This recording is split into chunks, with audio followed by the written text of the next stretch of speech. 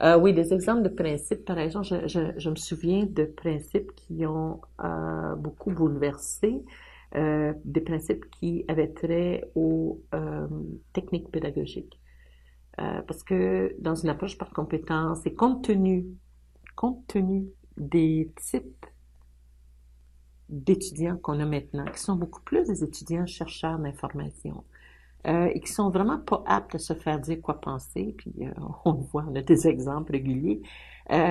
Moi, j'étais persuadée qu'il fallait leur créer un environnement d'apprentissage où on leur mettait toute une richesse à disposition et on leur demandait d'aller chercher cette richesse-là pour s'auto-former.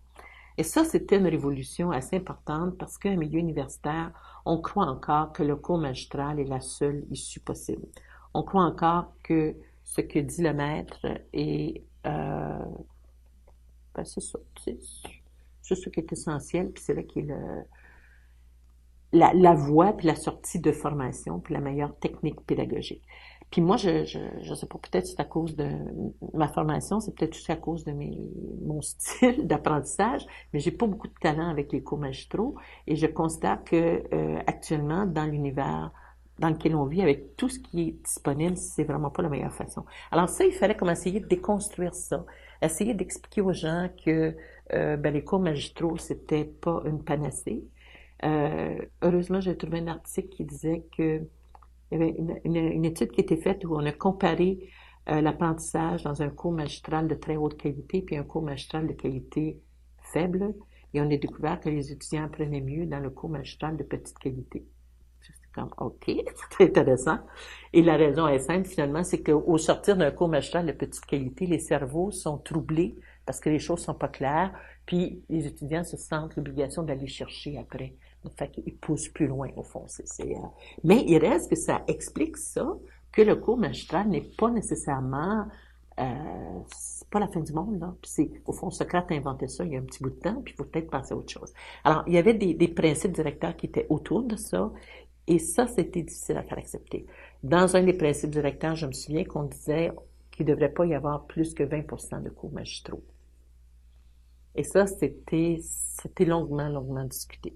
Mais finalement, les profs se sont rangés à ça, ce qui fait que là, maintenant, je pense qu'on est rendu probablement à 25% de cours magistraux. Fait qu'on n'est pas loin, mais il fallait mettre ça très bas, le seuil de ça, pour être capable de proposer autre chose aux étudiants, puis de travailler autrement.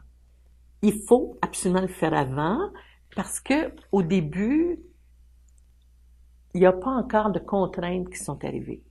Si on attend d'être entré dans l'implantation pour faire les principes directeurs, là, ça va être, oh, mais ça marchera pas, ça se pourra pas. Alors, c'est comme si le fait de les faire avant, ça balise le trajet et puis on s'assure que les gens adhèrent aux principes. Ça, c'est vraiment important.